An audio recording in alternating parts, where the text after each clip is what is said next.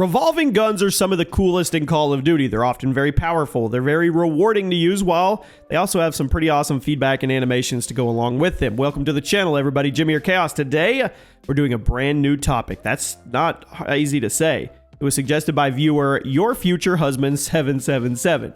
So keep the recommendations coming because that's how we find new topics like this one. Today, we're going to go over my picks for the 10 best revolving guns in Call of Duty history. You let me know what you think the best revolving gun is. Drop a like. And at number 10, the Outlaw in Black Ops 4. I think this is one of the most misunderstood weapons in COD history because a ton of people insist it's terrible, while a lot of other people insisted it was really good. The disconnect came from the simple fact it was hard to use. Revolving Sniper features a super high fire rate, quick handling speeds, but that trade-off was a very small one-shot kill range. It forced you to get really good at aiming high and staying on your target. If you didn't have great aim and really quick reaction times, it probably felt terrible. But if you did have good aim and quick reaction times, it's one of the best guns in the game. You felt like a boss. Even if you weren't a great sniper, the Outlaw was one of the most satisfying guns in the game to get one-shot kills with because you knew how hard you had to work to get them. I think it's a good way to kick off this list. And before we move on, guys, if you get anything from G2A.com, use code CHAOS. The link is at the top of the description. Whether you're getting a new PC game, whether you're getting gift cards, it doesn't matter. Take advantage. At number 9. The 44 Magnum in Modern Warfare Remastered. I am still not happy about the fact that Activision decided to add probably drop guns to Modern Warfare Remastered post-launch, but I've also said many times, if you're going to add guns to a remaster, you better make them legacy guns.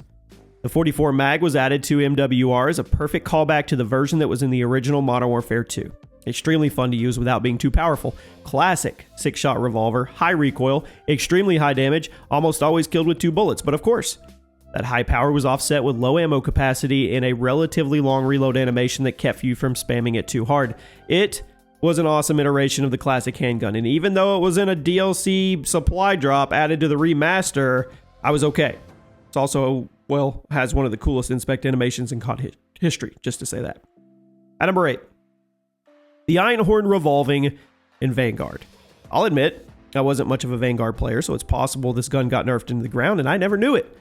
But one of the guns that I remember the most from my brief time with this game was the Einhorn. Super satisfying to use, had some pretty cool reload animations. Fire rate was solid, one-shot kill range was generous, and since you could load it up with 10 attachments, you heard me right, 10, you could make some pretty cursed builds with it.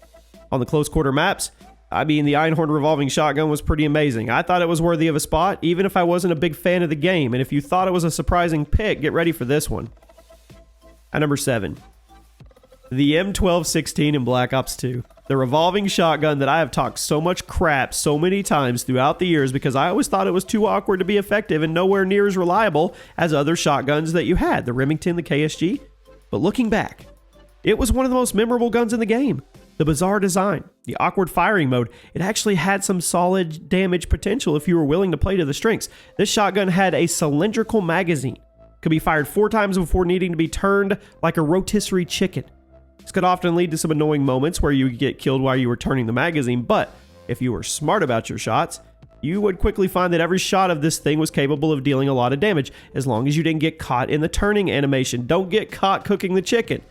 The reason so many people thought it sucked was the fact it was really easy to get caught in that animation, but I put it on the list. It was better than we gave it credit for, and I think it's certainly one of the most unique weapons in COD history. At number 6. The 44 Magnum in Modern Warfare 3 2011. I always loved this version of the mag. It was basically just copy-pasted from classic Modern Warfare 2, but with an updated weapon model and a much more complementary game flow. I love the Modern Warfare 2 Magnum, but it never felt like a smart choice of secondary weapons in a game where you had the Spaz 12 in your back pocket. But in Modern Warfare 3, the 44 was much more useful because of the less explosive game pace. You had longer time to kill, addition to the Specialist Strike package. It let you buff your character with additional perks that made the 44 mag a very viable weapon. Now, obviously, there were crazier secondary weapons in Modern Warfare 3. You had the FMG-9, you had the MP-9, but it was a high-tier weapon. It's one of my favorite revolvers. Now we crack into the top 5. The M1 irons in Advanced Warfare. So unique in the sense that a 6-shot revolver, but it's actually a primary weapon instead of a secondary, which should give you an idea of how strong it is in a game with exosuits. This hand cannon would regularly kill with just 2 bullets, fired very quickly with extremely low recoil, and I've said before, that semi-automatic weapons kind of struggled in AW because of the advanced movement and the bunny hopping, but it had a super quick handling. It did. No recoil. Performed well at close to mid-range. Plus, it was one of those guns that made you feel like a freaking boss whenever you got a kill with it. The animations and sound effects on this gun were top-notch. I remember there also being some pretty insane variants in the supply drops. At number 4, the Python in Black Ops, one of my favorite pistols in COD history. It is. Total monster. There were some awesome classes you could put together. Recoil a little tough to get the hang of, but there was no fire rate cap on the gun. Could easily get a kill with 2 bullets, so it was worth getting good with. And there were some pretty good attachments for it. The iconic speed loader, the super underrated snub nose. How many of you remember running around with the Kimbo Pythons and Steady Aim Pro? Because I definitely did that back in the day. Might not have been the craziest stats in COD history, but this one's a personal favorite. I still think it also has one of the best firing sounds of any COD revolver to date. At number 3, the 357 in Modern Warfare the Reboot. Now, if we're talking raw stats, it's got some of the best. This thing could get a little frustrating to use at times because of the weird delay between pulling the trigger and seeing the shot come out, but the power behind every bullet was insanity. If you hit someone in the head, you would instantly drop them from a long ways away, and if you didn't want to be precise, you could throw on the snake shot ammo conversion and turn the 357 into the Black Ops 2 Executioner, except it was actually good. It looked and sounded awesome. Also gave you some of the highest damage potential of any handgun in COD history. So you guys tell me in the comments, do you prefer using the 357 with standard ammo or the snake shot rounds?